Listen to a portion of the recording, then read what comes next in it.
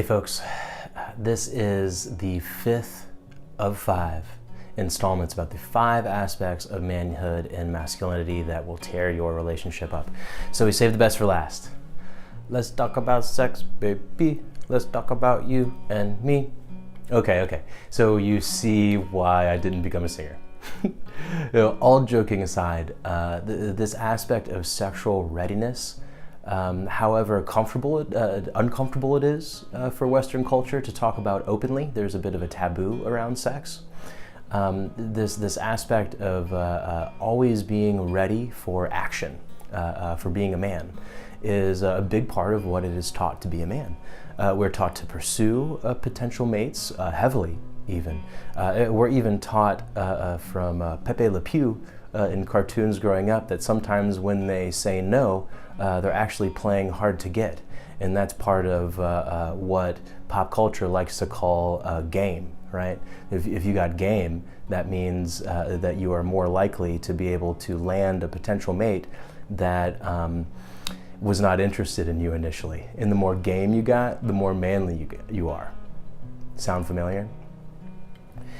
You'll hear a lot of young men boasting and glorifying about their sexual escapades, sometimes even just telling outright lies. You'll see some middle school boys walking around like they've been having sex since they were on the kindergarten playground. It's like, no way, what are you even talking about?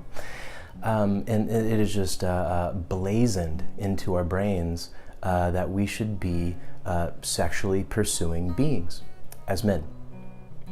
Now, that can be a great thing. Who doesn't like sex? We're programmed to like sex, right? Our bodies like sex. Even if we had scary experiences that freaked out our minds with it, even our bodies will cooperate with the act at times because our bodies are programmed to like it. How do you think you got here, right? Now, with that being said, as great as sex is in a healthy, consenting relationship,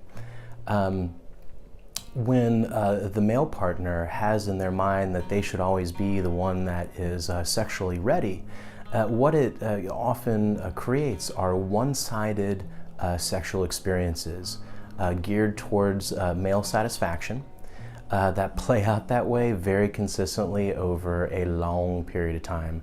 And if you don't guess, that will kill your sex life. Actually, I get a lot of referrals from local urologists where older men are coming to them, middle-aged and up, and saying, hey, I'm slowing down, I think it's the low T, I'm having erection issues, and I want to get on some Viagra, Cialis, or whatever is going on these days. And doc says, okay, have you talked to your partner about it, your wife about it? And they say, what? I just need a pill. I need an erection pill to get an erection. The doctor says, it's not that simple, sir. I need you to call this man, right? And they give me a call. Because that issue that they're having is not just about an erection. It's a lot bigger than that.